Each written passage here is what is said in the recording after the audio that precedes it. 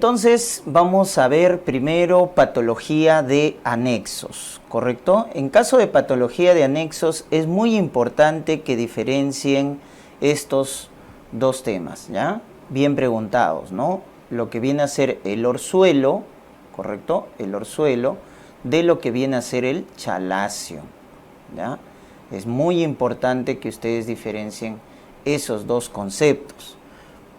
Entonces, en el caso del orzuelo, recordar que este es un cuadro agudo, que se produce generalmente por una infección bacteriana, ¿no? Cuyo agente más frecuente, más asociado, es esta bacteria gram positiva, que es el Staphylococcus aureus, que deben recordar no solo es la causa más frecuente de orzuelo, también de forúnculo, de foliculitis, de hidradenitis supurativa, de impétigo ampolloso, ¿no? Es la causa más frecuente de esas patologías, ¿ya?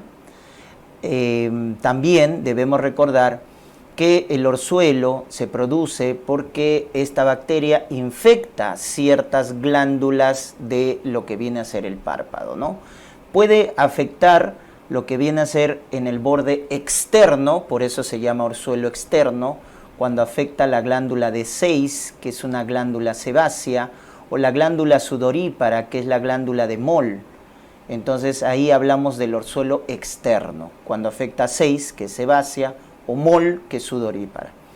Y cuando afecta la glándula interna, ¿no? Meibomio, que es una glándula sebácea, igual que Seyss, pero la diferencia que está en la parte interna, se llama orzuelo interno, orzuelo interno. Entonces recuerden, orzuelo externo cuando se afecta la glándula de Seyss y Moll, y orzuelo interno cuando se afecta la glándula de Meibomio. En la clínica debemos recordar que el orzuelo, ¿no? se presenta como un nódulo doloroso, con signos de flogosis, como estamos viendo en la imagen, eritema, rubor, calor, y es doloroso porque es un cuadro agudo. Y el manejo es básicamente médico, ¿no?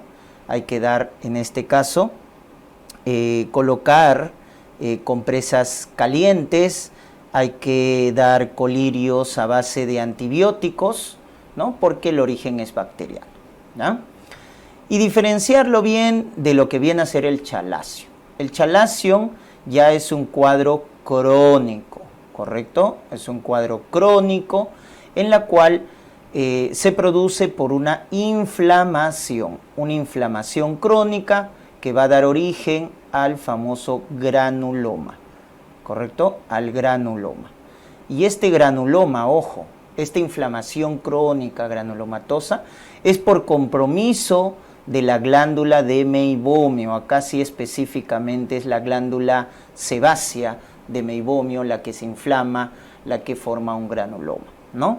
Y la característica es que es indoloro, se va a presentar como un nódulo firme, un nódulo indoloro, como estamos viendo en la imagen ahí, ¿no es cierto? No hay signos de flogosis, es un nódulo indoloro, ¿ya? Y el manejo va a depender del tamaño, ¿no? Si el nódulo es menos de 4 milímetros, se puede inyectar corticoides en la base, ¿no? El corticoide que se utiliza es triamcinolona, pero si el nódulo mide más de 4 milímetros, ya la conducta es quirúrgica, ¿ya? Entonces generalmente va a la terapia quirúrgica, pero si por ahí te preguntan manejo conservador, cuando el nódulo es pequeño del chalacio, es inyección de triamcinolona, ¿correcto? Ya está. Vamos con otra patología. Acá vamos a ver lo que es la blefaritis, ¿ya? En el caso de la blefaritis tenemos también varias causas de blefaritis. Tenemos la causa bacteriana, ¿ya? La causa bacteriana que es producida por Staphylococcus aureus. Miren, ¿no? A esta bacteria siempre presente, ¿no? Orzuelo, conjuntivitis bacteriana, blefaritis bacteriana, Staphylococcus aureus. Pero también hay una causa parasitaria que deben acordarse, que es Demodex, ¿no? Acuérdense de Demodex folliculorum, que también causa blefaritis, en este caso infecciosa, ¿no? Y la característica de la blefaritis es que aparece, como están viendo en la imagen, unas placas costrosas. Ese es el dato.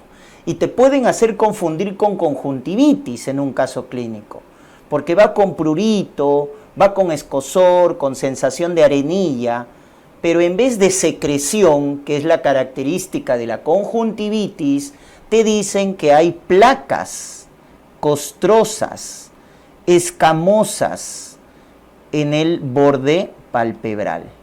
Y ese es el dato que te debe hacer sospechar de una blefaritis, ¿no? Placas costrosas, escamosas, ¿no es cierto? Acá.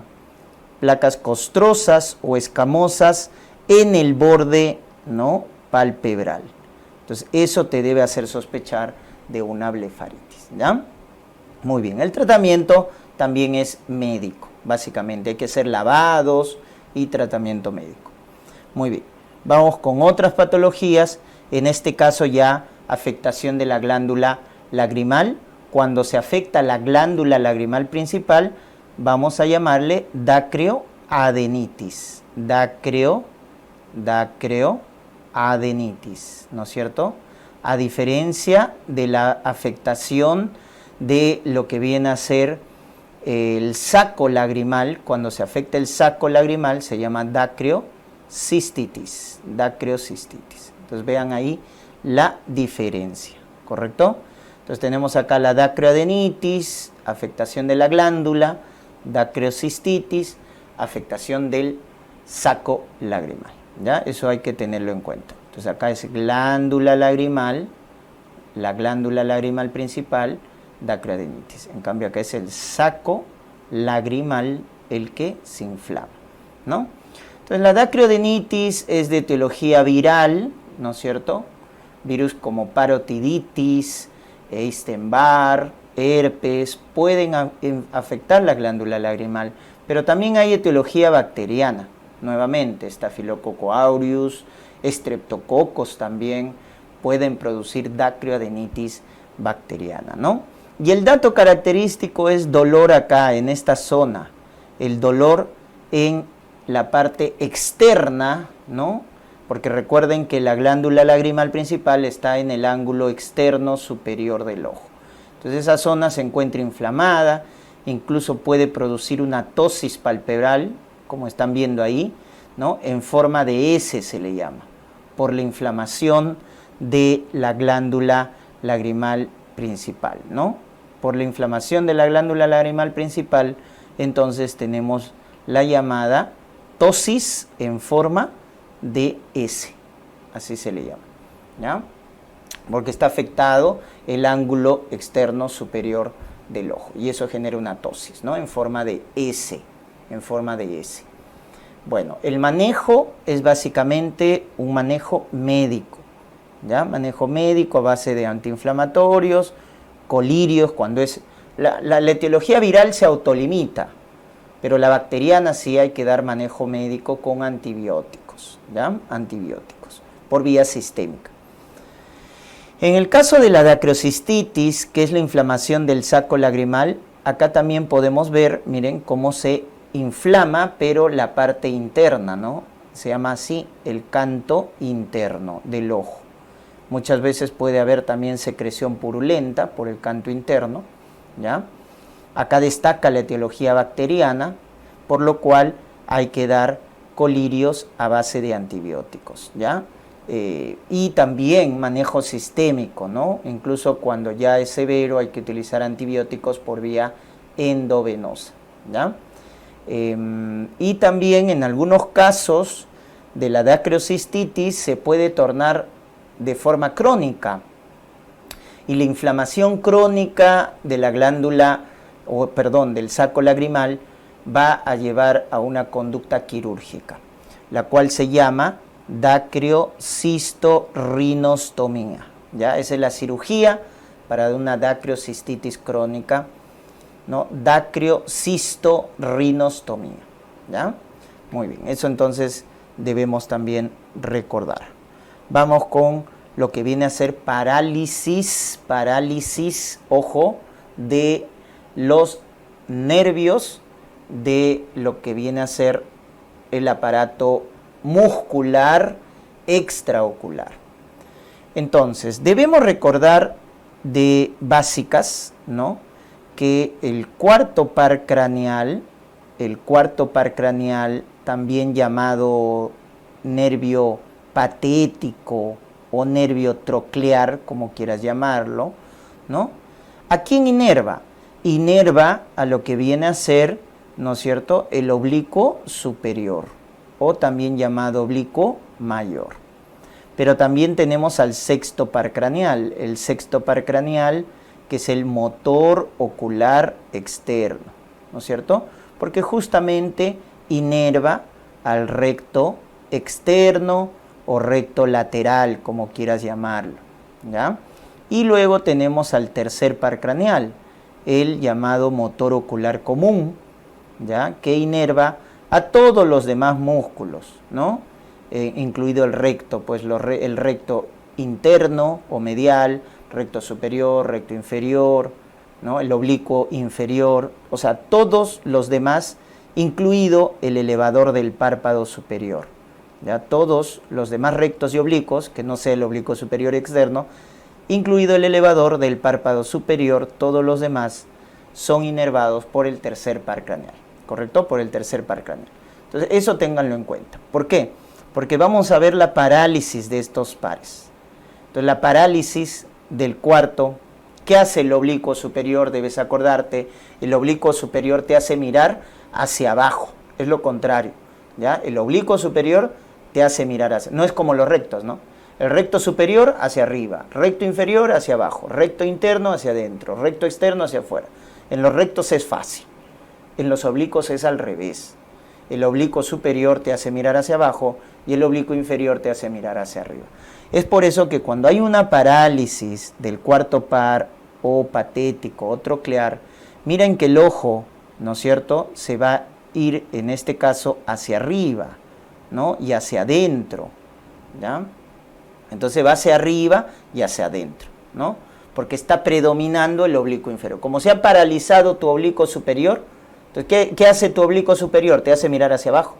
Pero como se ha paralizado, ya no puedes mirar hacia abajo. Entonces, ¿a dónde se va el ojo? Hacia arriba y hacia adentro. Hacia arriba y hacia adentro. Entonces, eso te va a dar una diplopia, ¿no es cierto?, un estrabismo, porque se va a desviar el ojo, ¿ya? Estrabismo, ¿ya? En este caso, vertical, ¿no es cierto?, porque el ojo se va hacia arriba, ¿ya? Muy bien. Y la causa de la parálisis del cuarto par craneal generalmente es por traumatismos, ¿ya? Por traumatismos. Muy bien. En el caso del sexto par o motor ocular externo, ¿ya?, ¿qué hace este? Nos hace mirar hacia fuera. Entonces, miren, cuando hay parálisis incluso bilateral, miren cómo los ojitos se van hacia adentro. Ya no puedes mirar hacia afuera, entonces se van hacia adentro, porque predomina el recto interno. Entonces, eso se llama estrabismo horizontal, ¿no? Estrabismo horizontal, o también conocido con el nombre de estrabismo convergente, porque los dos ojitos se van hacia adentro, como estás viendo en la imagen, ¿ya? Y la causa que te debes acordar acá es hipertensión endocraniana. Acuérdate en neurocirugía, cuando hay un paciente con hipertensión endocraniana, el par craneal que suele afectarse es el sexto par, ¿ya? También por traumatismos, ¿no? Y luego tenemos al tercer par, o motor ocular común, donde el dato característico es este, miren, ¿no? Caída del párpado superior. Como el tercero, además de inervar a otros rectos, al oblicuo inferior, inerva el elevador del párpado, un dato característico es la ptosis palpebral. Entonces, cuando tú veas en un paciente ptosis, la causa neurogénica de ptosis palpebral es por parálisis del tercer par, ¿ya? La ptosis neurogénica. Ahora, recuerden que la ptosis más frecuente es la aponeurótica en los adultos mayores, o sea, por debilidad, ¿no?, del párpado, ¿no? Pero cuando te digan ptosis neurogénica, acordémonos de la lesión del tercer par craneal, ¿correcto? Ptosis neurogénica. Ahora, esta tosis por parálisis del tercero puede ir con una pupila normal o puede ir con una midriasis. Y eso también hay que darnos cuenta, ¿no? ¿Ya? Cuando la pupila está normal, quiere decir que lo que está afectado es el nervio del tercer par craneal. Y eso generalmente se afecta en un paciente diabético, en un paciente hipertenso, se afecta el tercer par craneal. Entonces nos da tosis, nos da diplopia, ¿no? Porque los otros músculos también se afectan y eso genera visión doble.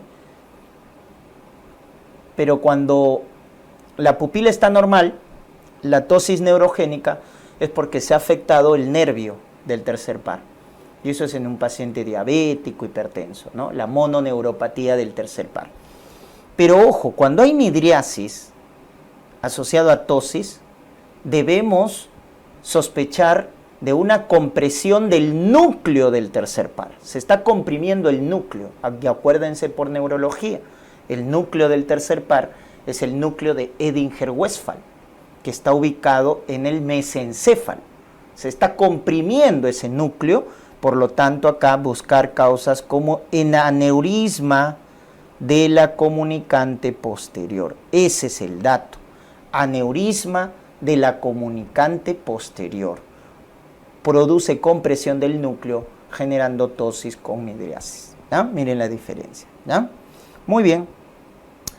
Ahora vamos a ver la patología del recién nacido. En la patología del recién nacido quiero que diferencien 4 cosas. Vamos a ver.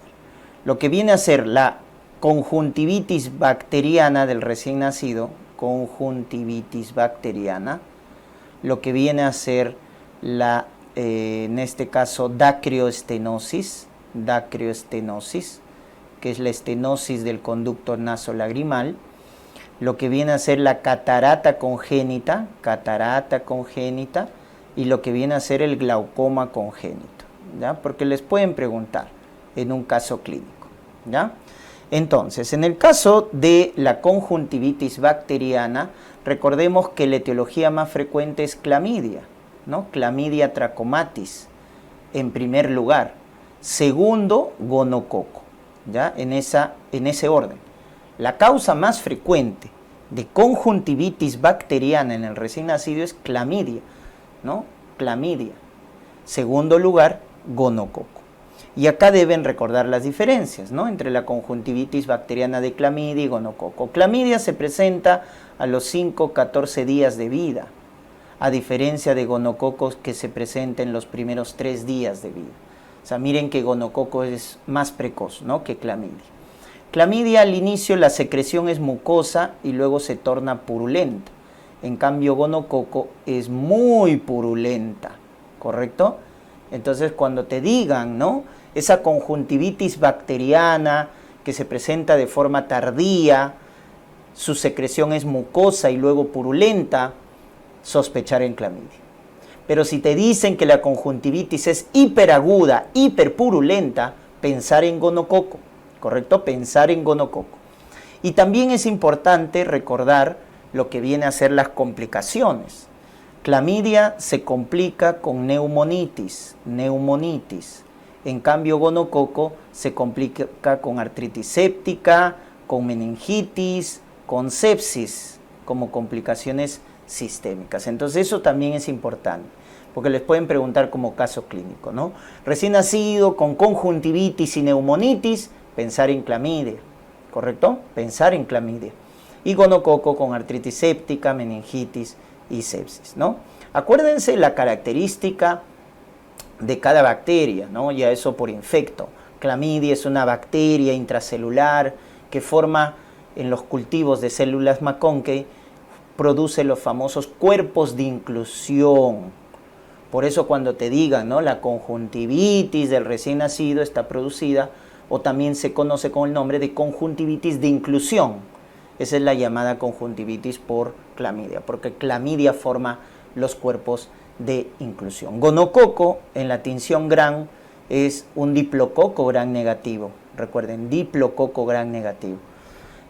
Y acá es importante el manejo sistémico con antibióticos. Como dan complicaciones sistémicas, debemos dar antibióticos por vía sistémica. Para clamidia, y acá muchos se confunden, es eritromicina, ¿correcto? Eritromicina. Porque las tetraciclinas están contraindicados, ¿no? En gestantes, en recién nacidos, en niños menores de 7 años generalmente no deberíamos utilizar tetraciclinas. Por eso damos eritromicina, ¿ya? Y para gonococo, ceftriaxona. Para gonococo, ceftriaxona.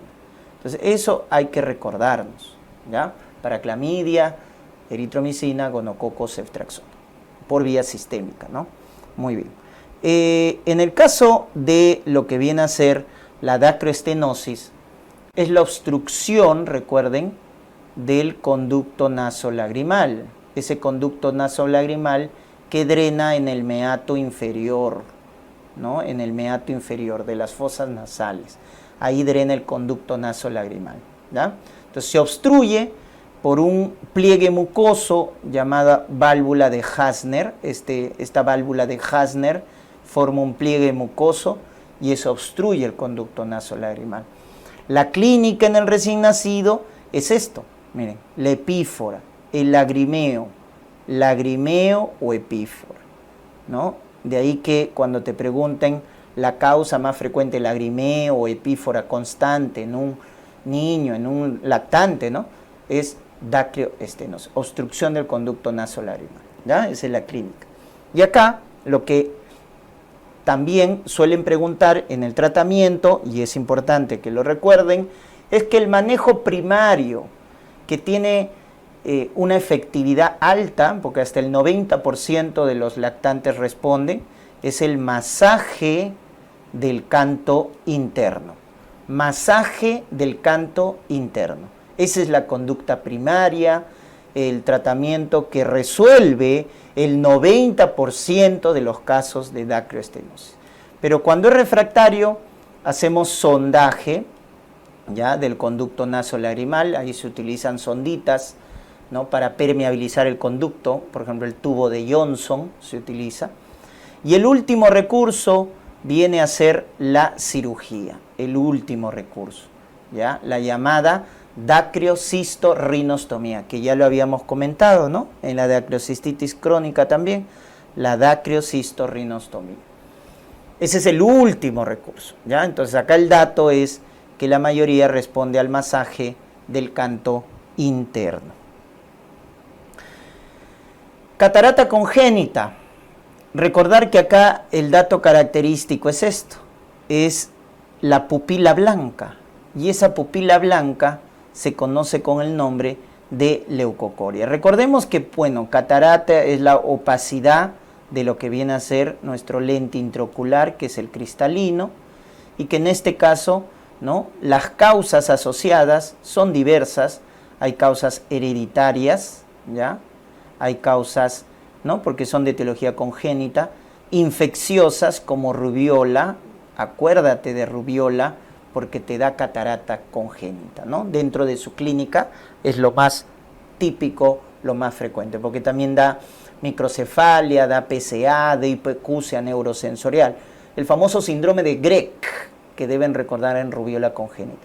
Entonces uno de sus componentes es la catarata, ¿no?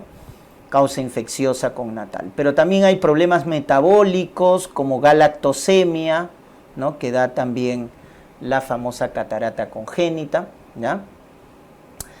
Y cuyo dato característico en la clínica es esto de acá, la pupila blanca, que se conoce con el nombre de leucocoria. Entonces, cuando te dan un caso clínico de recién nacido con leucocoria, lo primero que debes pensar es catarata congénita. Ojo, lo primero, bebito con pupila blanca, catarata congénita. Lo primero que debes pensar, ¿ya? Ahora, si hay datos asociados, ¿no? Por ejemplo, estrabismo, disminución de agudeza visual severa, proptosis, ya eso nos debe hacer sospechar de otras cosas, como por ejemplo un retinoblastoma, ¿ya? Entonces en tu esquema mental debe estar, niñito con leucocoria, lo primero que debo pensar es catarata. Ahora, si no es catarata, lo segundo, retinoblastoma, que es el tumor intraocular primario más frecuente en pediatría, ya el retinoblastoma. Entonces, primero, cuando ves un niñito con leucocoria, primero descartar catarata, segundo retinoblastoma, acuérdense. También da el ojo perezoso, ¿no? Ambliopía, ¿no? Ya está. Y ojo que galactosemia te da un dato también característico en el fondo de ojo. Se llama la mancha en forma de gota de aceite. Acuérdate ese dato. Gota de aceite. Entonces eso nos hace pensar en catarata por galactosemia, que es un problema metabólico. La conducta terapéutica acá básicamente es cirugía. Es la conducta terapéutica, ¿no? Que generalmente se hace a partir de las 4 o 6 semanas, ojo con ese dato, para permitir al menos el desarrollo ocular del ojo en el recién nacido, ¿ya? Entonces la cirugía de la catarata congénita se difiere a las 4 o 6 semanas de vida, ¿ya? Eso hay que tenerlo en cuenta. Y en el caso de galactosemia, recuerden, ya está contraindicado la lactancia materna, ¿no? Contraindicado la lactancia materna. Muy bien. Luego tenemos el glaucoma congénito. El glaucoma congénito cursa con esto, miren, ¿no? Cursa con esto. Un ojo protruido, una córnea engrosada, ¿ya? Entonces, ¿por qué se produce el glaucoma congénito? Porque hay un bloqueo en el drenaje del humor acuoso. Ese bloqueo del drenaje del humor acuoso se produce por una membrana mesodérmica conocido con el nombre de membrana de Barkan. Membrana de Barkan es la que obstruye de forma bilateral, ¿no?, el drenaje del humor acuoso. Y eso genera pues una hipertensión intraocular en el recién nacido, llevando al daño del nervio óptico, y que en la clínica se caracteriza por esto: una córnea engrosada, protruida, que se conoce con el nombre de buftalmus. Entonces te dicen bebito con buftalmus, con estrías de Huff en la córnea, porque se rompe la córnea, estrías de Huff. La córnea que se mide con la paquimetría es más de 12 milímetros, está engrosada. Eso nos debe hacer sospechar de glaucoma congénito, ¿ya? Muy bien, buftalmus, estrías de Huff, córnea engrosada, glaucoma congénito, cuyo tratamiento es quirúrgico, ¿ya? Netamente quirúrgico, el glaucoma congénito. Pero acá hay que recordar algo. Si la córnea está transparente, ojo, transparente, la técnica quirúrgica se llama goniotomía. Goniotomía, cuando la córnea está transparente.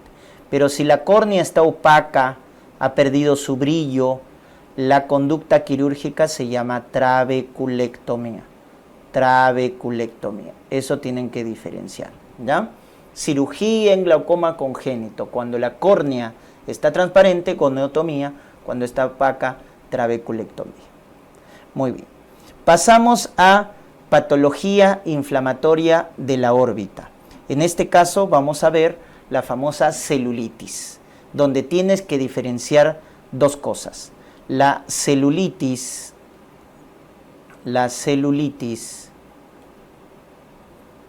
llamada periorbitaria, o también llamada preseptal, ¿ya?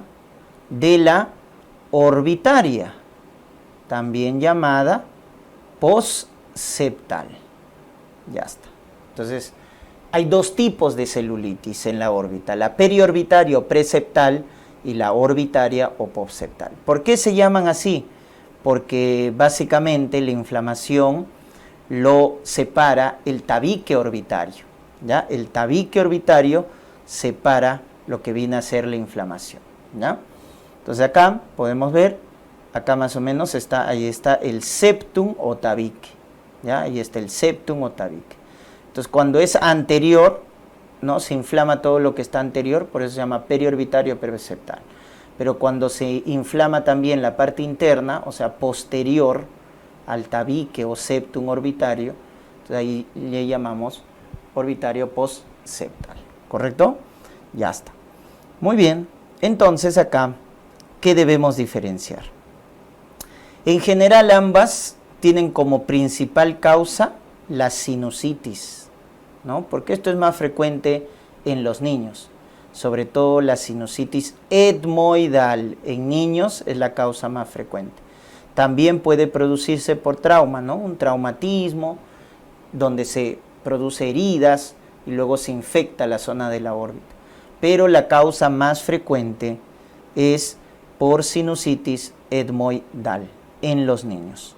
Y la diferencia clínica es que en la celulitis periorbitaria, ¿no es cierto?, como está afectado la parte externa, entonces lo que vamos a ver en la clínica es esto. Miren, vamos a ver eritema, vamos a ver edema, dolor, ¿no es cierto?, hinchazón, etc. Esos son los síntomas que vemos. Pero la agudeza visual está normal, el paciente puede mover el ojo, no hay ningún problema. Solo hay eritema, edema, dolor. A diferencia del orbitario postseptal, donde acá ya vamos a ver, además de esto, ¿qué más se agrega? Se agrega esto, miren. Miren cómo está el ojo, protruido. ¿Eso cómo se llama? Proptosis.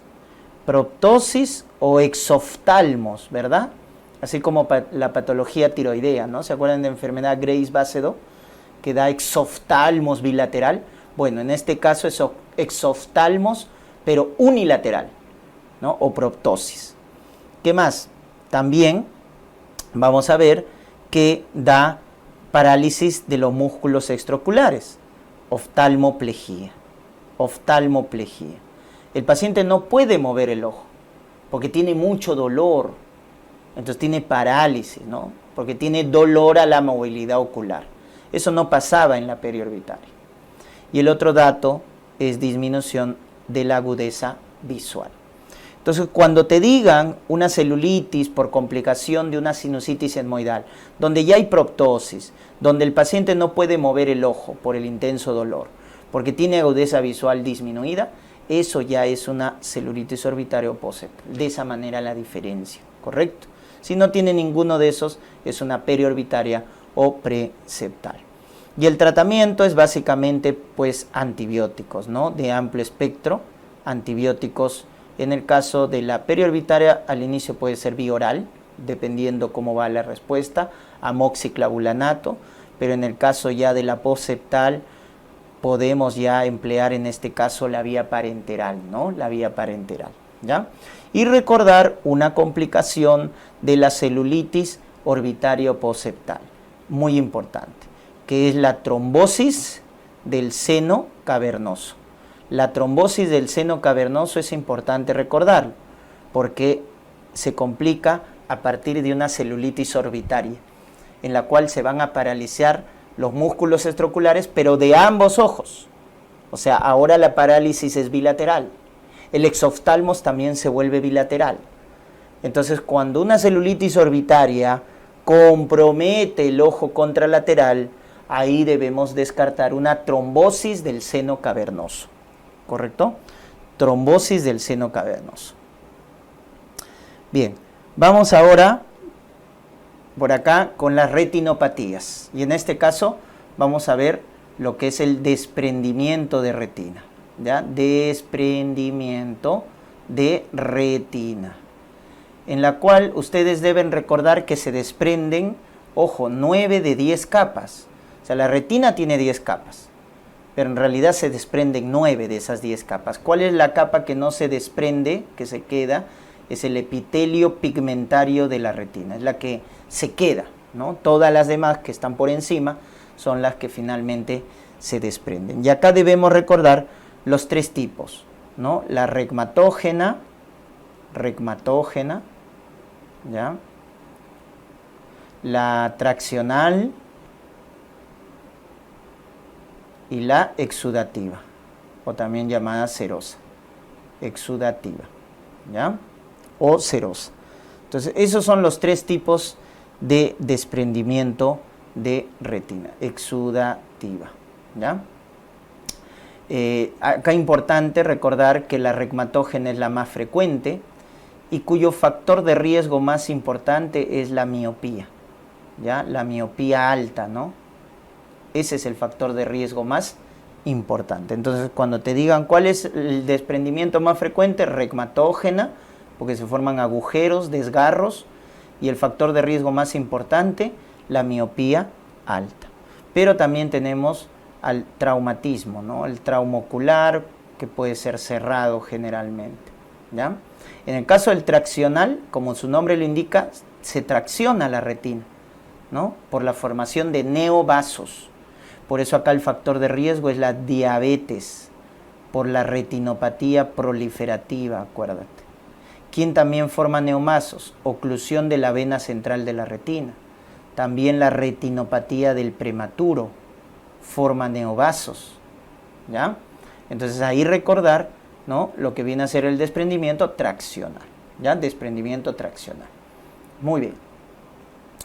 Y también el trauma ocular, ¿ya? Trauma ocular, pero en este caso el abierto da desprendimiento traccional. En el exudativo, ¿no es cierto?, por un componente inflamatorio, tenemos a lo que viene a ser la uveitis, el tumor intraocular, el retinoblastoma, si te preguntan, ¿no?, que es el tumor intraocular más frecuente en niños, ¿no?, cursa con desprendimiento de retina de tipo exudativo, ¿no? Entonces, esos son los 3 tipos de desprendimiento de retina que debes acordarte y sus factores de riesgo asociados. Ahora, ¿cuál es la clínica? La clínica del desprendimiento de retina es cuando el paciente ve moscas volando, miodesopsias, ¿no?, lucecitas, centellos, fotopsias, y al final, pérdida de la agudeza visual. Acuérdense del famoso telón de cortina, ¿no?, porque se va apagando el campo visual. También se produce, ¿no?, el defecto pupilar aferente, que se conoce con el nombre de pupila de Marcus-Gahn, ¿ya? Pupila de Marcus-Gahn. ¿Qué es la pupila de Marcus-Gahn? Que le pones la linterna y no responde, porque la retina no capta, no es que se ha desprendido, entonces no capta, pues. Entonces se ha perdido el reflejo fotomotor. Por eso se llama acá a la pupila de Marcus-Gahn defecto pupilar aferente, ¿no? O sea, cuando hay daño del nervio óptico, de la retina, la neuritis óptica, pues, ¿no? En el caso del daño del nervio óptico, o el desprendimiento de retina, o la oclusión de la arteria central de la retina, se produce este defecto. O sea, ponemos la linterna y ya no responde, ¿no? Porque la respuesta a la luz, recuerden, es la miosis, el reflejo fotomotor. Entonces está fallando la entrada. ¿Quién es el aferente del reflejo fotomotor? El segundo par craneal, el nervio óptico. Porque el eferente, el que da la respuesta, es el tercer par, que es el que hace miosis. Entonces entra con el 2, sale con el 3. Entonces, cuando hay desprendimiento de retina, neuritis óptica, oclusión de la arteria central de la retina, está fallando la entrada. Pues se llama defecto pupilar aferente, pupila de Marcus-Gahn, ¿ya? Entonces, frente a esa clínica debemos sospechar, pues, ¿no? Sobre todo en pacientes con miopía, en pacientes que han tenido trauma con esta clínica, desprendimiento de retina, cuyo manejo es quirúrgico, ¿ya?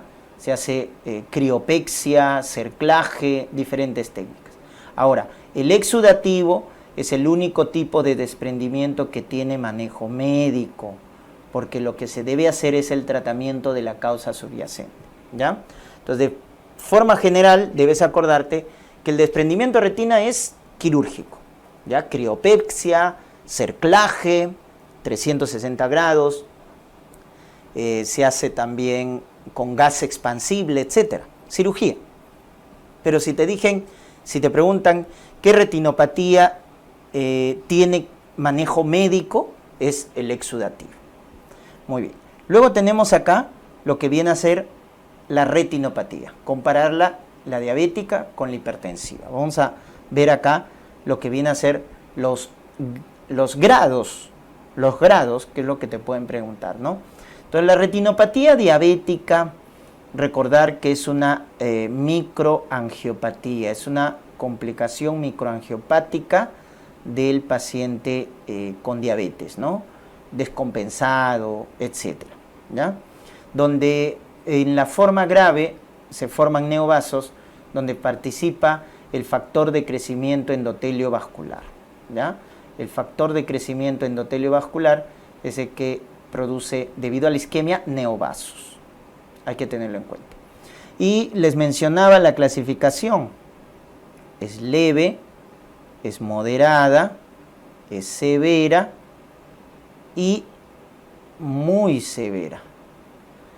Esa es la, digamos, la clasificación, miren, de la retinopatía diabética, pero de la llamada no proliferativa, ¿correcto? La no proliferativa se va a clasificar así, en leve, moderada, severa y muy severa. Porque la proliferativa ya es de otro tipo, ¿ya? Entonces, esa es la clasificación de la retinopatía diabética. Entonces comenzamos. En el caso de la no proliferativa leve, miren, justamente es la primera lesión en el fondo de ojo de un paciente diabético. Microaneurismas. Primera lesión en el fondo de ojo del paciente diabético, la presencia de microaneurismas. Muy bien, luego tenemos en la moderada cuando ya hay exudados, por ejemplo, exudados algodonosos, que es por microinfarto de las capas de fibras nerviosas. Son infartos de las fibras nerviosas. Por ejemplo, dan exudados algodonosos, dan exudados duros por la presencia de lipoproteínas y también la presencia de hemorragias, exudados hemorrágicos, ¿no? Entonces hay diferentes tipos de exudados: algodonosos por infartos de la capa de fibras nerviosas, duros por el acúmulo de lipoproteínas, hemorrágicos, ¿no es cierto? Ya está. Y la severa se caracteriza por lo que viene a ser esta secuencia, ¿no? La secuencia 4, 2, 1, ¿ya? Entonces, ¿qué es el 4, 2, 1? 4, hemorragias intrarretinianas. 2, arrozamientos venosos. Y una anomalía microvascular intrarretiniana. Entonces, acuérdate de esa relación, ¿ya? 4, 2, 1. Entonces, ¿cuándo consideramos una retinopatía no proliferativa severa? Cuando tiene 4 hemorragias intrarretinianas en el fondo de ojo, en cada cuadrante, o 2 arrozamientos venosos, o una anomalía microvascular intrarretiniana, ¿ya? Entonces, basta que tenga uno de esos 3 para considerarla severa, cuando tiene uno de estos 3. Porque cuando tiene 2 o 3 de esos 3 datos, ya se llama muy severa. Entonces, si tiene uno de esos 3, es severa, pero si tiene 2 o más, ya es muy severa. ¿Me dejó entender? Correcto. Y la proliferativa se caracteriza cuando ya tenemos neovasos. Cuando hay neovasos, eso ya es, ¿no es cierto?, proliferativa, que es la forma grave, ¿no? Porque ya se puede complicar con desprendimiento de retina, ¿no? De tipo traccional, ¿ya? De tipo traccional.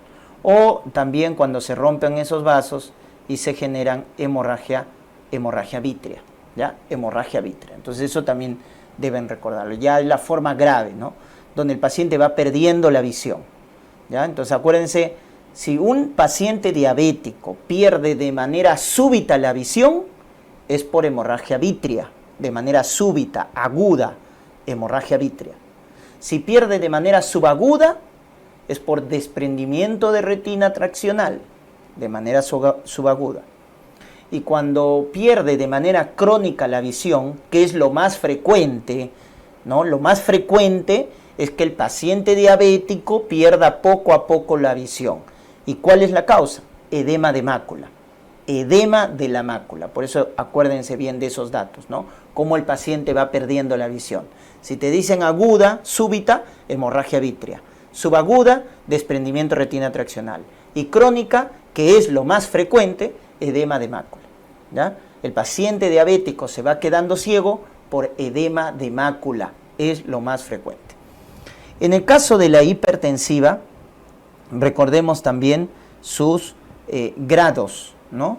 La retinopatía hipertensiva sigue la clasificación de Katie-Wegener, ¿ya? La clasificación de Kate, acuérdense, ¿ya? De Katie-Wegener.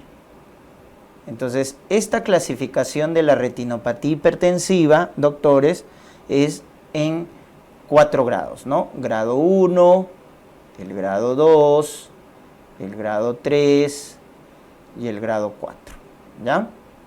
Muy bien. Entonces, cuando te dicen en el grado 1 es la presencia de vasoconstricción arteriolar, o sea, la relación arteria-vena es como 1:3, como 1:4, o sea, las arterias son delgaditas porque hay vasoconstricción. Ese es el grado 1. Grado 2 porque tiene 2 cosas.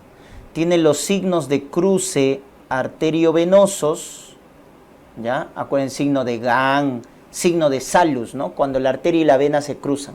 Signo de Gahn, signo de Salus, cruce arteriovenoso. Y también la esclerosis de las arterias. Y eso forman los famosos hilos de cobre, hilos de plata, ¿no? Por la esclerosis, las arterias empiezan a brillar. Entonces, eso forma los famosos hilos de cobre, hilos de plata. Entonces, ahí tienen el grado 1, grado 2, que, ojo, forman lo que viene a ser la forma crónica de la retinopatía, ¿ya? La forma crónica de la retinopatía hipertensiva. Porque lo que viene a ser el grado 3 y 4, el 3 es cuando ya hay exudado. Exudado, ¿correcto? ¿Ya? Hemorragia. Eso ya es grado 3. Y el grado 4, cuando hay edema de papila, el más grave, ¿no? Edema de papila, el más grave. Eso es 4. Y el 3 y el 4 es una emergencia hipertensiva, porque es la afectación aguda de órgano blanco, ¿ya? Entonces, retinopatía grado 3, exudado, hemorragia, grado 4, edema de papila, es la forma aguda, emergencia hipertensiva. Entonces, eso hay que recordar, ¿ya? Muy bien. Ya está. En ambos casos, el tratamiento va a ser siempre la enfermedad de fondo, ¿no? Paciente diabético, debemos controlar la glicemia adecuadamente. Entonces, recuerden, en el paciente diabético su hemoglobina glicosilada menos del 7% para buen control, ¿no? Ya cuando hay neovasos, muchas veces hay que quemar esos neovasos. Ya la técnica se llama fotocoagulación con láser, ¿ya? Es lo que se hace en la retinopatía diabética. Ya en la hipertensiva igual, el control de fondo es el manejo de la presión arterial, ¿no? Y luego tenemos acá, como parte de las retinopatías, lo que viene a ser la oclusión de la vena y de la arteria central de la retina. Entonces vamos a ponerla así: oclusión de la vena central de la retina y la oclusión de la arteria central de la retina, ¿ya? Muy bien, la oclusión de la vena central de la retina tiene como principal causa la trombosis. Esa es su principal causa, trombosis. Por eso se presenta en pacientes hipertensos, pacientes diabéticos, pacientes dislipidémicos, pacientes con trombofilia, son los que sufren la oclusión de la vena central de la retina. Cursa con pérdida de la agudeza visual de forma generalmente subaguda, ¿ya? Y en el fondo de ojo vemos esto, la típica hemorragia en llamas, porque ojo, esta patología forma neovasos y esos neovasos se rompen y forman la llamada hemorragia en llamas, ¿no? O se pueden complicar con desprendimiento de retina. Y si te preguntan de qué tipo, traccional, pues, igual que el paciente diabético, ¿no? También en el fondo de ojo vemos que las venas están tortuosas, venas tortuosas, ¿correcto? Muy bien. Eso entonces es la característico de la oclusión de la vena central de la retina. En cambio, en la oclusión de la arteria, la causa más frecuente es por embolia, ¿ya? Por embolia, por embolismo. Ahora, si tú te preguntas cuál es más frecuente, la oclusión de la vena o oclusión de la arteria, la oclusión de la vena es más frecuente que la oclusión de la arteria, ¿ya?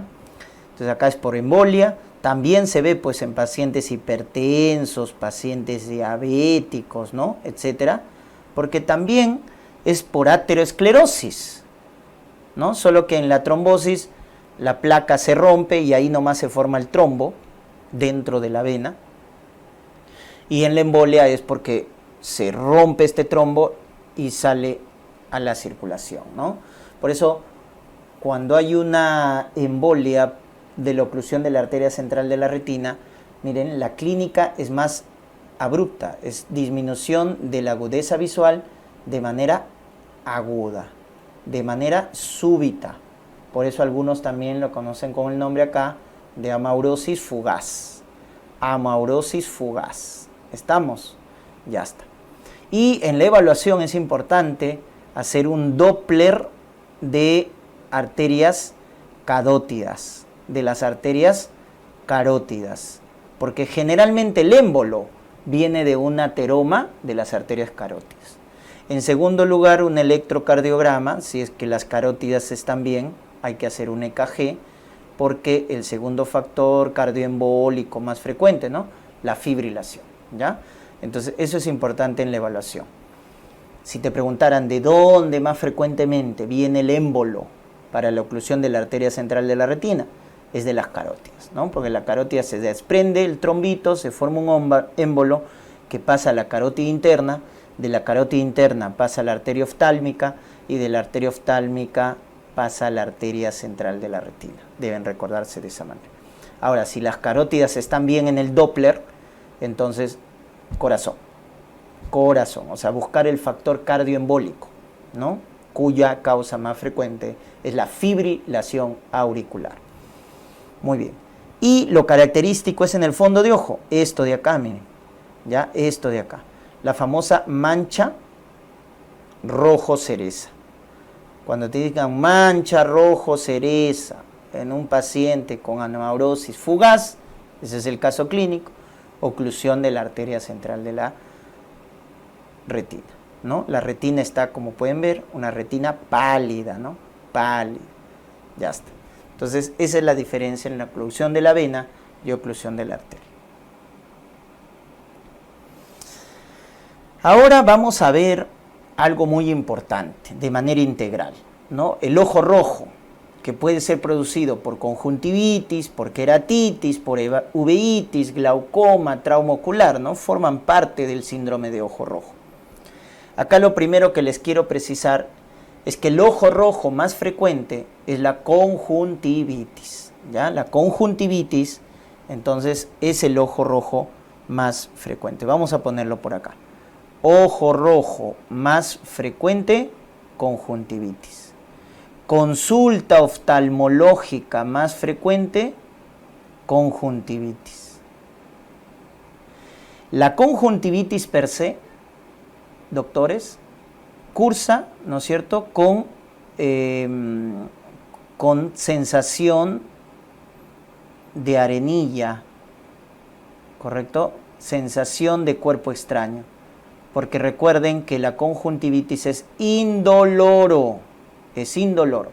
Es el ojo rojo indoloro. Hay sensación de arenilla, sensación de cuerpo extraño y la típica secreción, que es lo que nos va a orientar muchas veces al diagnóstico, dependiendo de cómo te describan esa secreción, ¿correcto? Ya está. Entonces comenzamos por acá y vamos a ver, ¿no?, lo que viene a ser la conjuntivitis bacteriana. Que en el caso de los adultos, de los niños, la causa más frecuente es Staphylococcus aureus. Esa es la causa más frecuente. Miren el tipo de secreción que les da. Es la secreción a base de pus, ¿no? Porque hay infiltración de polimorfonucleares. Entonces te dicen secreción purulenta, formación de legañas. Eso es conjuntivitis bacteriana, ¿correcto? Conjuntivitis bacteriana.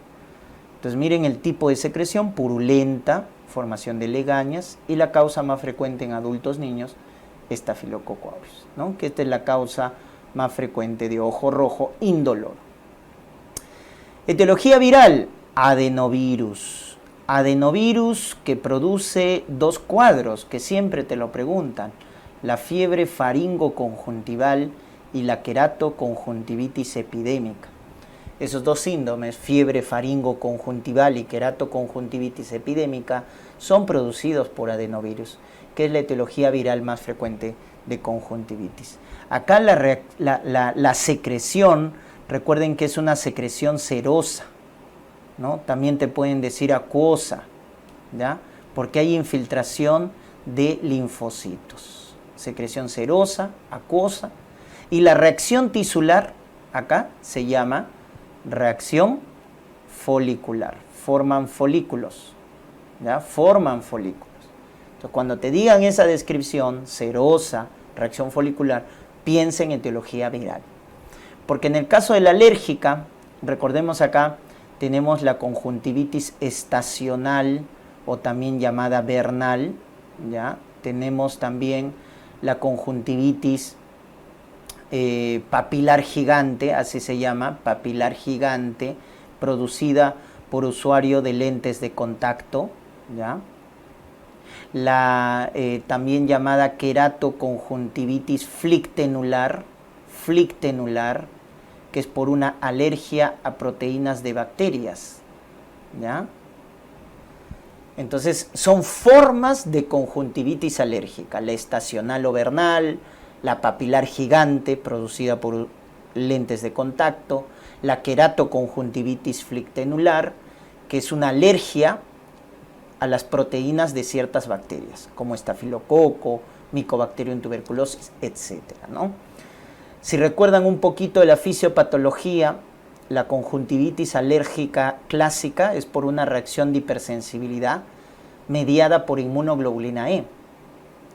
Por eso acá la secreción se llama mucosa, secreción mucosa, porque hay infiltración de eosinófilos, ¿no? Reacción de hipersensibilidad inmediata mediada por inmunoglobulina E, ¿no?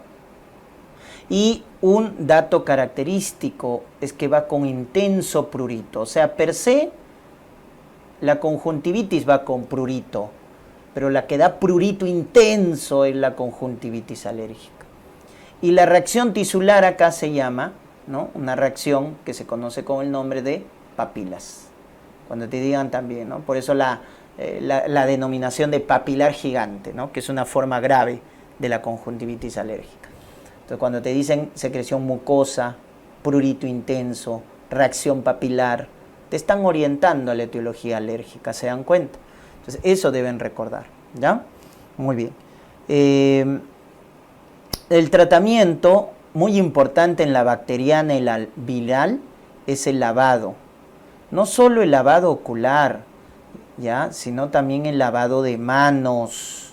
Es muy importante para evitar el contagio. Lavado de manos, ¿no? Y aparte el lavado ocular también. Y bueno, en la bacteriana dar colirios a base de antibióticos, ¿no? Siempre acá tratamiento tópico, o sea, local. En la viral antiinflamatorios, también tópico, ¿no es cierto? Tópico. A diferencia de la conjuntivitis bacteriana del recién nacido, cuyo manejo era a base de antibióticos por vía sistémica, ¿verdad? Ya está. Y acá en la alérgica también recordemos que el tratamiento es tópico con antihistamínicos como olopatadina, ¿no? Olopatadina, que es un antihistamínico, ¿ya? O cuando es casos severos, corticoides, como el caso de la conjuntivitis papilar gigante en usuarios de lentes de contacto. Ahí se utiliza corticoides, porque es una forma grave de la conjuntivitis alérgica. Muy bien, ahí tienen para diferenciar la conjuntivitis. Vamos a la queratitis. En el caso de la queratitis, recordar acá, ¿ya? Recordar que tenemos en la queratitis, ¿ya? Una triada para sospechar en queratitis, ¿ya? Que es el blefaroespasmo, es la fotofobia y lagrimeo, ¿ya? Entonces, blefaroespasmo, fotofobia, lagrimeo, queratitis, que puede ser infecciosa, puede ser inflamatoria, puede ser por un cuerpo extraño. Pero cuando tenemos esos tres datos ya debemos sospechar de compromiso de la córnea, ¿no? Una queratitis. Y obviamente está dentro del ojo rojo, pero ahora sí con dolor, con disminución de agudeza visual, a diferencia de la conjuntivitis. La conjuntivitis era un ojo rojo indoloro y la agudeza visual está normal en la conjuntivitis. Cuando ya hay inflamación de córnea, hay dolor, hay disminución de agudeza visual. ¿Ya? Vamos sumando entonces. Ahora sí, en el caso de la etiología, acá es importante revisar las causas. La bacteriana, la queratitis bacteriana más frecuente es producida por Staphylococcus aureus, porque es una complicación de la conjuntivitis bacteriana. ¿Se acuerdan que la conjuntivitis bacteriana era más frecuente por ese aureus? Entonces se complica, ¿no? Se complica, ahora ya no es una conjuntivitis, es una queratitis. Entonces esa es la causa más frecuente, pero también se presenta por pseudomona. Pseudomona también puede dar queratitis bacteriana. Y acá el factor de riesgo es el uso de lentes de contacto. Cuando te digan paciente que tiene lente de contacto y produce una queratitis bacteriana, ahí la etiología que debes sospechar es pseudomona. Y quiero que describas la imagen, ¿ya? Una imagen vale más que 1000 palabras, así que memoria fotográfica. ¿Qué es lo que ves acá en la imagen? ¿Ya? Para que te acuerdes, ¿ya? La úlcera. ¿Cómo es la úlcera? Miren, blanca, regular. Una úlcera blanca, redonda, regular, esa es queratitis bacteriana, ¿ya? Blanca, redonda, regular. En cambio, en otras etiologías, como por ejemplo herpes, ¿no? Que es la etiología viral de la queratitis, ¿no? La queratitis herpética, ¿ya? Más frecuentemente el virus herpes simple tipo 1 más que el 2, cursa con esto, miren, las famosas úlceras, pero ¿de qué tipo? ¿Ya? Úlceras dendríticas. Cuando te digan esa descripción, es queratitis por herpes. Úlceras dendríticas, que pueden complicarse a úlceras geográficas cuando aumentan de tamaño y de profundidad. ¿Cuándo? Cuando utilizamos corticoides. Por eso cuando te preguntan ¿qué queratitis se complica con corticoides? La respuesta es la queratitis por herpes. Recuerden que ahí está contraindicado, ¿no? Los corticoides. En general, cuando hay una infección activa por herpes, los corticoides están contraindicados. Eso es un principio general. Por eso acá mucho cuidado. Cuando te digan paciente con una queratitis y empeora con el uso de corticoides, esa es la queratitis por herpes, ¿ya? Porque la úlcera dendrítica, que era delgadita, superficial, ahora se vuelve profunda, gruesa y se llama úlcera geográfica. Entonces eso empeora por el uso de corticoides en el caso de una queratitis por herpes. Porque deben recordar acá que el tratamiento, ¿no?, que les pueden preguntar es con aciclovir, ¿ya? Aciclovir. Muy bien, la queratitis micótica, recuerden, en nuestro medio el más frecuente es Aspergillus. Ese es el más frecuente en nuestro medio. Luego está Fusarium, luego está Cándida, etcétera. Pero cuando te pregunten en nuestro medio el más frecuente, Aspergillus. Ya está. ¿Cómo se describe acá la úlcera? Miren, describan la úlcera. La úlcera acá es una úlcera blanca irregular, ¿ya? Eso lo diferencia de la bacteriana, ¿no? La bacteriana era regular, redonda, acá no. Acá es irregular, por eso también le dicen o lo describen de esta manera, aplumillada, ¿no? Ahí lo están viendo. Blanca irregular, aplumillada, ¿no? Cuyo antecedente, debemos recordar eso, es el trauma vegetal. Trauma vegetal es el antecedente importante. Se golpeó con madera, con una rama de un árbol, espinas de una rosa, etc.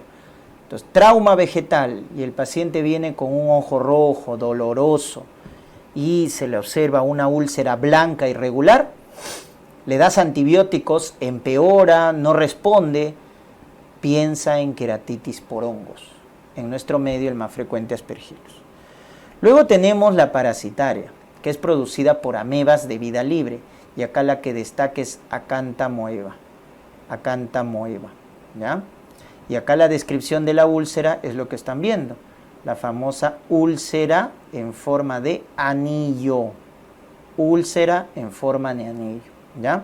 Y acá el antecedente es el uso de lente de contacto, ¿ya? Ese es también el antecedente. Entonces, cuando te digan una queratitis por uso de lente de contacto, lo más frecuente es queratitis bacteriana, pseudomonas. Pero el otro diagnóstico que también debes sospechar en queratitis por uso de lente de contacto es la parasitaria, o sea, la ameba de vida libre, Acantha moeba, ¿no? Pero que es más rara de verla. Muy bien. Luego tenemos acá la uveitis. En el caso de la uveitis, tenemos acá la uveitis anterior, ¿no? O iridociclitis, la media o pars planitis y la posterior o corioretinitis. Muy bien. Acá debemos recordar que la uveitis anterior o iridociclitis es el ojo rojo doloroso, ¿ya? Pero que va con miosis. Ese es el dato, miren. Ojo rojo con miosis. Uveitis anterior o iridociclitis, ¿ya? Pus en cámara anterior y es complementario, hipopion. Efecto de Tyndall positivo, uveitis anterior. ¿Correcto? Ya está. Y acuérdate la etiología. La etiología de la uveitis anterior, ya, lo más frecuente es idiopático. Idiopático por una reacción de hipersensibilidad tipo 3, o sea, por inmunocomplejos. Pero de las causas secundarias, la más frecuente, recuérdate, en jóvenes, es espondilitis anquilosante. Y en adolescentes o niños es la artritis crónica juvenil.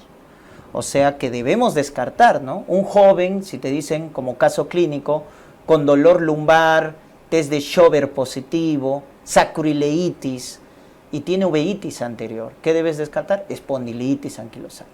O en adolescentes, artritis crónica juvenil. Por eso la uveitis anterior también se asocia al HLA-B27. ¿Ya? HLA-B27. El tratamiento es con corticoides para bajar la inflamación, más atropina para abrir la pupila. ¿No ves que la pupila está miótica? ¿Cómo la abres? Con un anticolinérgico, que es la atropina. ¿Ya? Muy bien. En el caso de la uveitis medio pars planitis, el paciente viene con disminución de la agudeza visual. Pero el dato característico está en el fondo de ojo, que les describen una imagen en forma de copos de nieve. Copos de nieve. En el fondo de ojo, uveitis intermedia. Uveitis intermedia. ¿Ya? Acá también la etiología es idiopática. Etiología idiopática, pero también como causa secundaria debemos descartar esclerosis múltiple. ¿Ya? Tratamiento a base de corticoides. Ya está. Luego tenemos acá la uveitis posterior o corioretinitis, donde el paciente básicamente viene con disminución de la agudeza visual. Pero acá lo más importante que debemos recordar es la etiología. La etiología en caso de pacientes inmunocompetentes, ¿no? Que es la mayoría, la causa más frecuente es por toxoplasma, toxoplasmosis. Es la causa más frecuente de uveitis posterior o también conocida con el nombre de corioretinitis. Porque en inmunosuprimidos, como por ejemplo pacientes con VIH clásicos, ¿no? La causa de corioretinitis es por citomegalovirus. Vean el tipo de lesión. Toxoplasma, que es el más frecuente, ¿no? De corioretinitis. La lesión, ¿cómo es? Miren, son lesiones atróficas, lesiones amarillentas en el fondo de ojo. A diferencia de citomegalovirus, que son lesiones necróticas hemorrágicas. ¿Ya? Y también importante, recuerden el tratamiento, ¿no? Para toxoplasmosis, recuerden, utilizamos sulfadiazina más pirimetamina,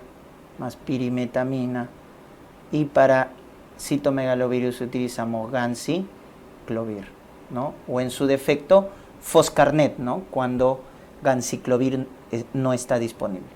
¿Ya? Ganciclovir es de primera línea o foscarnet. Muy bien. Luego tenemos acá el glaucoma agudo y crónico. Acá les debo hacer recordar que el glaucoma agudo solo representa el 5% de los glaucomas primarios.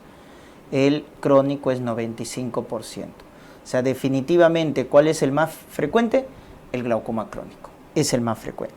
Pero el glaucoma agudo lo debes tener en cuenta porque es el que te va a venir por emergencia. Es el paciente que cursa con ojo rojo muy doloroso. Es el ojo rojo más doloroso. Y mira cómo está la pupila. Con una midriasis arreactiva. Ojo rojo con midriasis, glaucoma agudo. ¿Correcto? Glaucoma agudo, ojo rojo con midriasis. En cambio, con miosis, uveitis anterior. Ojo rojo doloroso con pupila normal, queratitis. Y ojo rojo indoloro, conjuntivitis. Así tienes que recordarte. Ojo rojo indoloro, conjuntivitis. Ojo rojo doloroso con pupila normal, queratitis. Ojo rojo con miosis, uveitis anterior. Ojo rojo con midriasis, glaucoma agudo. ¿Se dan cuenta? Eso es lo que deben recordar. Es básico. ¿Correcto? Muy bien. Entonces, esa es la clínica, ¿no? Te viene a la emergencia con náuseas, vómitos, cefalea, con una presión intraocular bien elevada, ¿no? ¿Por qué?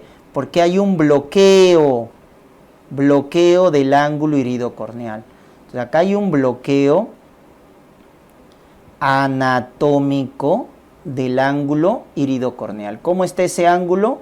Menor a 30 grados. Por eso, al glaucoma agudo también le llaman así, ¿no? De ángulo estrecho, porque hay un bloqueo anatómico del ángulo iridocorneal, que es menos de 30 grados, ¿ya? Y básicamente acá también debes recordar que los factores de riesgo que se presentan en un glaucoma agudo es la hipermetropía. Los pacientes hipermétropes tienen más riesgo de glaucoma agudo. Las pacientes de etnia asiática tienen más riesgo de glaucoma agudo, o de los que usan anticolinérgicos.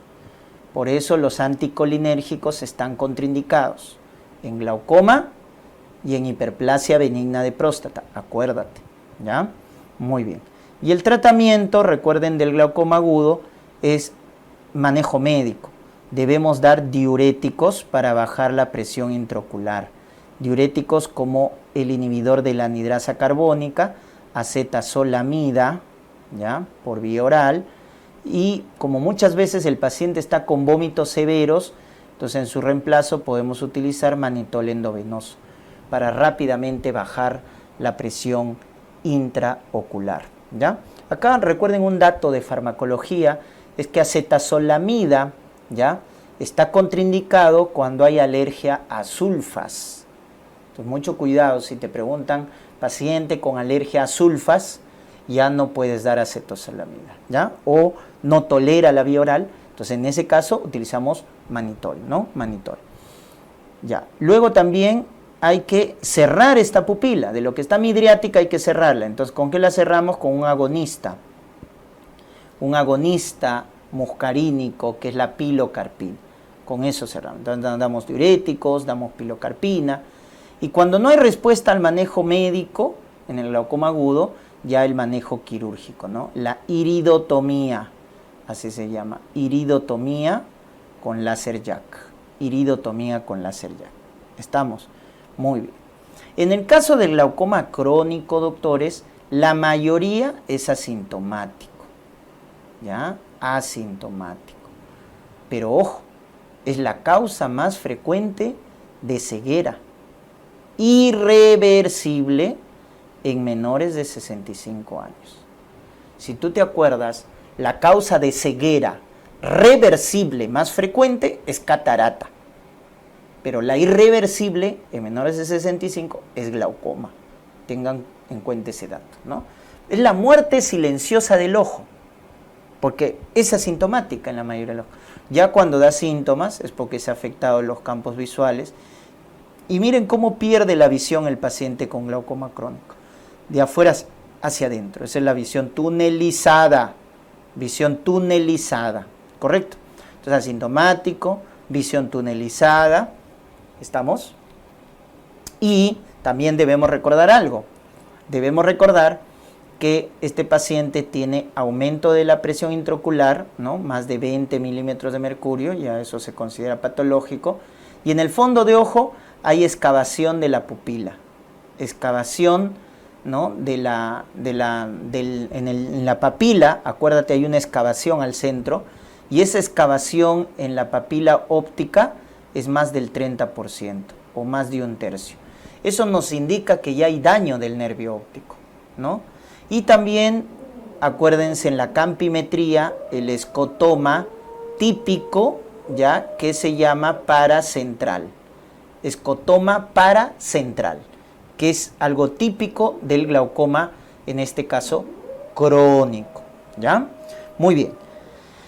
Acá sí hay acá hay un bloqueo, ¿correcto? Pero es un bloqueo funcional, o sea, no es un verdadero bloqueo, es un bloqueo funcional del ángulo iridocorneal.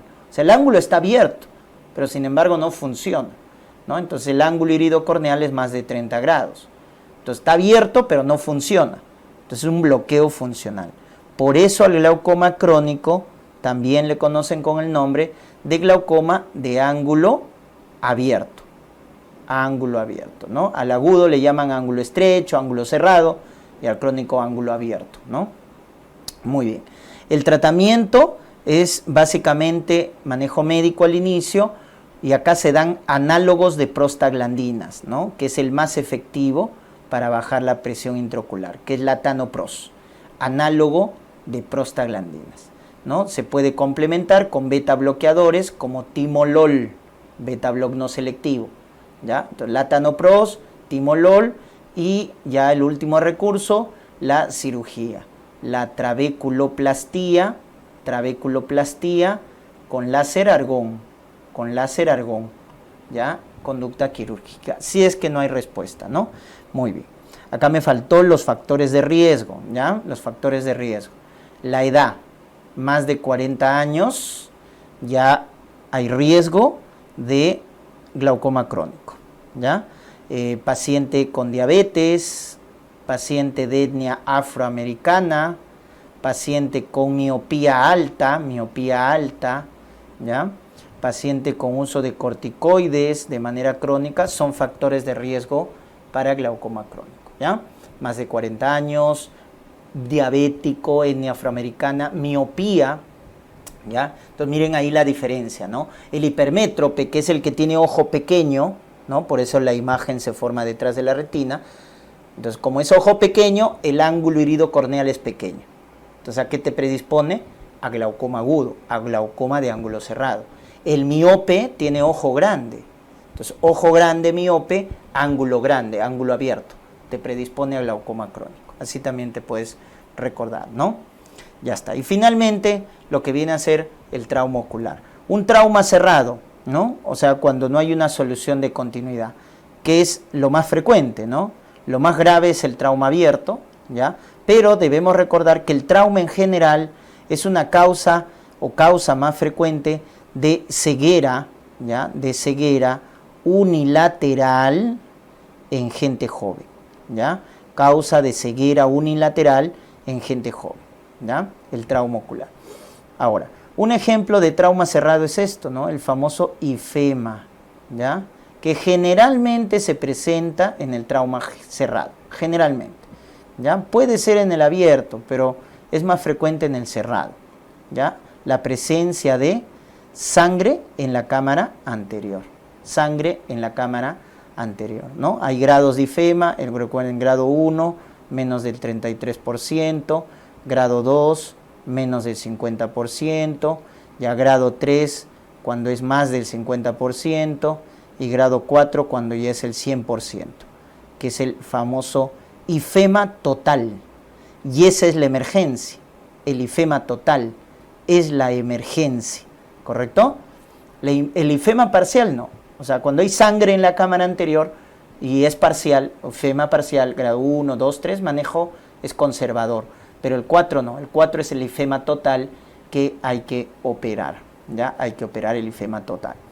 Muy bien. También un ejemplo de trauma cerrado es el famoso hiposfagma, ¿no? Que es la hemorragia subconjuntival, que tiene resolución espontánea, ¿no? El edema de Berlín, que es la conmoción de la retina, ¿ya? El edema de Berlín, les pueden preguntar, es la conmoción de la retina. O el desprendimiento de retina, ¿no? Que puede producirse por un trauma ocular, ¿ya? Por eso el caso clínico típico es un desprendimiento de retina que luego, ¿no? Post-trauma, ¿no? Un paciente con trauma ocular les dicen que tiene fotopsias, lucecitas, luego se le apaga la visión, el telón de cortina. Ahí debe sospechar de desprendimiento de retina por trauma. Es típico ese caso clínico que te lo pregunta. Muy bien. El trauma abierto, recuerden, es más grave. Y acá datos, ¿no? de trauma abierto, acuérdense, cuando solo tiene un orificio de entrada, eso se llama penetración, ¿ya? Cuando tiene dos orificios de entrada, o sea, uno de entrada y uno de salida, se llama perforación, o el cuerpo extraño intraocular, ¿no? Son las formas de trauma abierto que debemos tener en cuenta, ¿ya? Datos clínicos de trauma abierto: la presencia o la desaparición, de la cámara anterior. Eso se llama atalamia. Desaparece la cámara anterior por un trauma abierto. Atalamia.